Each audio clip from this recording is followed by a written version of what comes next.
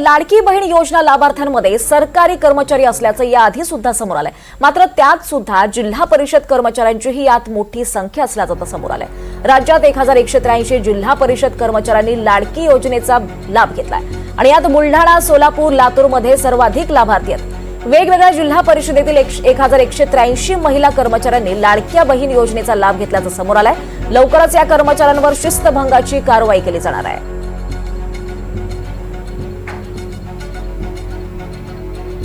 तर जिल्हा परिषद कर्मचाऱ्यांकडून सुद्धा या योजनेचा लाभ घेतला गेलाय। तर किती जिल्हा परिषद कर्मचाऱ्यांकडून लाडकीचा लाभ घेतला गेलाय आपण पाहूयात। बुलढाण्यात 193, सोलापूर 150, लातूर 147, बीड मधून 145, तर धाराशिव मधून 110, जालन्यात 76, वाशिममध्ये 56 आणि पुण्यात 54 जिल्हा परिषद कर्मचाऱ्यांकडून लाडकी बहिणीचा लाभ घेण्यात आलाय। तर कोल्हापूरमध्ये 24, सांगलीत 17, अहिल्यानगरमध्ये 17, नागपूरमधून 11, अमरावतीतून 10, छत्रपती संभाजीनगरातून 10, त्याचबरोबर नाशिकमधून देखील 10 आणि साताऱ्यात 8, त्याचबरोबर नांदेडमध्ये 8, नंदुरबारमध्ये देखील 8, जळगाव 7, गोंदिया 7, चंद्रपूर 5, धुळ्यातून 5, त्याचबरोबर भंडाऱ्यातून देखील 5 आणि परभणीतून 3 कर्मचाऱ्यांनी लाभ घेतला आहे। तर त्याचबरोबर गडचिरोलीतही 2, यवतमाळ 2, ठाणे 2 आणि हिंगोली, अकोला, सिंधुदुर्ग, रत्नागिरी, मुंबईतून प्रत्येकी 1 अशा कर्मचाऱ्यांनी या योजनेचा लाभ घेतलाय। अधिक माहिती घेऊयात आमचे प्रतिनिधी मोहसिन शेख यांच्याकडून। मोहसिन, काय अधिक माहिती या संदर्भात? दीपाली, हे अनेकदा चर्चेचा विषय होता की सरकारी कर्मचाऱ्यांनी देखील लाडक्या बहीण योजनेचा लाभ घेतला आहे आणि आता तर अधिकृतपणे यादीच काढण्यात आलेली आहे। ही जी जिल्हा परिषद कर्मचाऱ्यांनी ज्यांनी लाभ घेतलाय त्यांची यादी ग्रामविकास विभागाने काढली आणि विशेष म्हणजे आयकर विभागाकडून मिळालेल्या माहितीच्या आधारे म्हणजे इन्कम टॅक्स वगैरे भरणारे देखील यात काही अधिकारी आहे। या सगळ्या गोष्टी पडताळून महिला बाल विकास विभाग आणि जे आहे तर ग्रामविकास विभाग या सगळ्यांनी ही यादी काढलेली आहे। यादीमध्ये कोणत्या जिल्ह्यात किती जिल्हा परिषदच्या कर्मचाऱ्यांनी या लाडक्या बहिणीचा लाभ घेतलाय त्याची संख्या देखील दाखवण्यात आलेली आहे आणि तब्बल राज्यभरातून 1183 असे कर्मचारी आहेत ज्यांनी देखील या लाडक्या बहिणीचा लाभ घेतलेला आहे। जी प्राथमिक माहिती मिळते त्यानुसार मोठ्या प्रमाणात अंगणवाडी सेविका देखील यात आहे।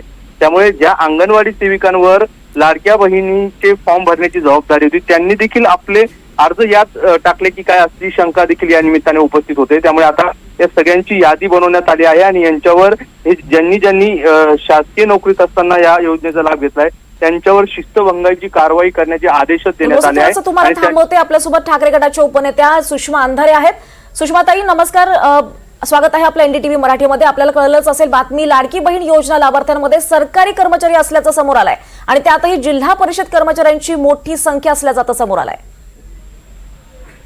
कुंपणात जेव्हा शेत खाते तेव्हा काय होते याचं फार उत्तम उदाहरण या योजनेच्या माध्यमातून आपल्याला पुढे आले।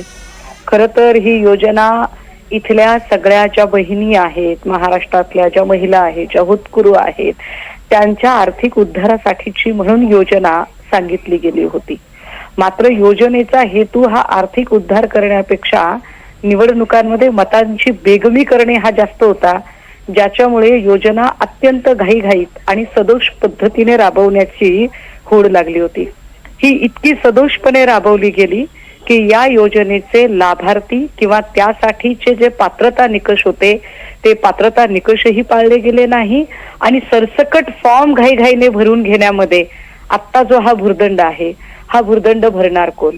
या योजनेचे ज्यांनी क्रेडिटचे बॅनर लावले, कोणी देवाभाऊ म्हणून लावले, कोणी एकनाथ भाई म्हणून लावले, तर कोणी आमचा दादा म्हणून लावले। हे दादा, भाई, भाऊ ज्यांनी श्रेयवादाचं राजकारण करत मोठी बॅनरबाजी केली, काय ते हे सगळं नुकसान भरतील का? कारण हा पैसा राज्याच्या तिजोरीतला पैसा आहे, हा पैसा वंचित घटकाच्या योजनांचा पैसा आहे।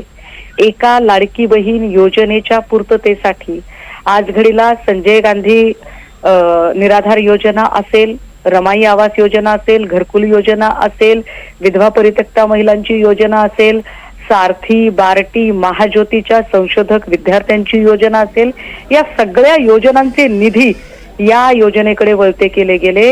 हे पाप कुणाचं आणि याचा आता कोण याची जबाबदारी घेणार? ज्यांनी श्रेयवादासाठी पुढाकार घेतला होता त्या तिघांनीही आता पुढे यावं लागेल आणि त्यांनी हे पैसे भरावे लागतील। निश्चितच सुषमाताई, तुम्हाला असं म्हणायचं ही योजनाच आणणं चुकीचं आहे की योजना ज्या पद्धतीनं राबवली ते चुकीचं आहे? नाही, ही योजना मी अगदी सुरुवातीला म्हटलं की होतकरू महिलांना एक आर्थिक आधार देण्यासाठीची योजना, हा हेतू अतिशय चांगला आहे. मात्र या योजनेचं मार्केटिंग ज्या पद्धतीने केलं, हेतू मात्र यांचा वेगळा होता. हा हेतू आर्थिक आधार देण्यापेक्षा सुद्धा निवडणुकात मतांची बेगमी करणं आणि त्यासाठी स्वतःची मार्केटिंग आणि एका अर्थाने निवडणुकीच्या काळातला प्रचार करणं, यासाठी म्हणून ही योजना राबवली गेली. ज्याचा परिणाम म्हणून ही योजना इतक्या घाईघाईत राबवली गेली की त्यासाठीचं जे फिल्टरायझेशन करणं असतं किंवा त्याचे जे पात्रतेचे निकष असतात, त्या योजनेच्यासाठी नेमका कोण पात्र ठरू शकतो, किती बजेट लागू शकतं, काय तेवढी गंगाजळी राज्याच्या तिजोरीमध्ये उपलब्ध आहे का, याचा कुठलाही विचार केला गेला नाही.